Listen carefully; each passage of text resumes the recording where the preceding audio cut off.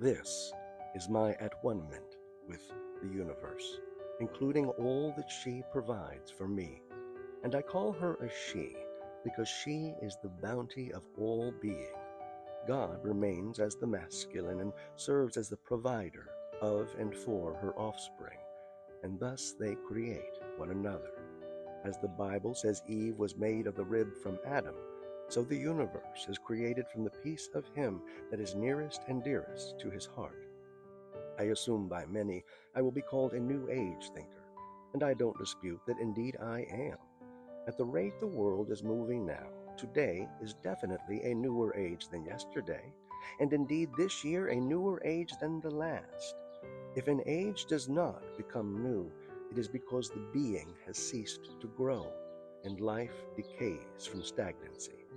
Yet from whichever age I have come, be it the age of Buddha, the age of Christ, the age of Mohammed, the age of darkness, or the age of Renaissance, this age is new.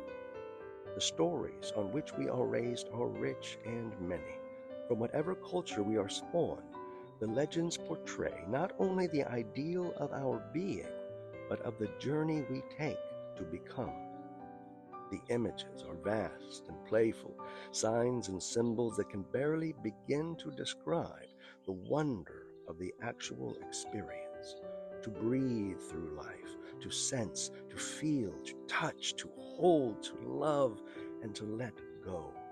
To forget that any story has ever been told, and the present moment is the climax of the only story that matters here, now. As Aristotelian wisdom proclaims, every story has a beginning, middle, and end. Each character a trial, sacrifice, and victory, for we are all the big picture of our legends. We are the culmination of our collective culture, for in each of us is the spirit of whomever has brought us to spawn, and we face this world, these situations, these libations, these intoxications, and find such interesting things from these people in this funhouse mirror that is called life.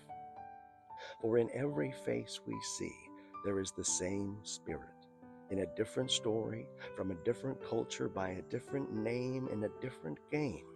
In each of these people who mirror our souls, there is a map sketched into their eyes of the journey that has brought them to the treasure of now. And in the right light, your map looks just like mine. The raging battle places of good and evil, right and wrong, love and hate, faith and folly, and the war to tell the difference.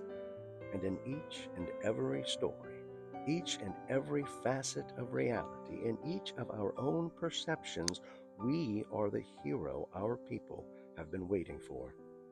It is our trial, our sacrifice, our victory, for in each of us there is the Spirit that my culture calls the Christ.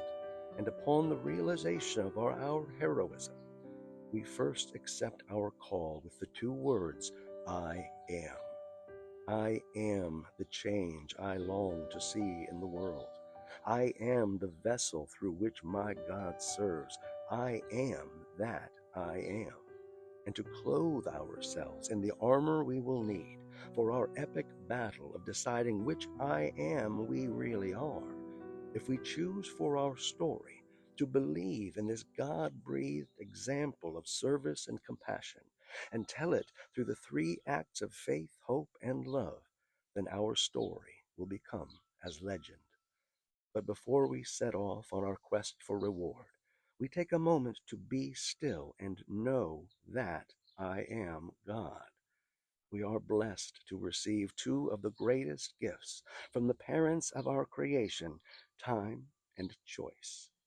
This new age, this moment of stillness, of silence, as our mother holds us in her bosom, and the rhythm of our hearts blends with the heartbeat of the universe.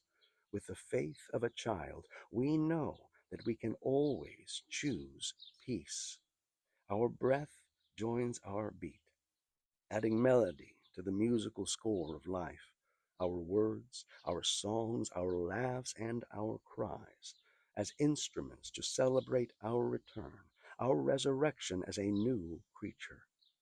The credits from the previous feature have come to an end, and as we begin to tell the story of our new age, we begin at Act 1, in touch with the rhythm from whence we have come.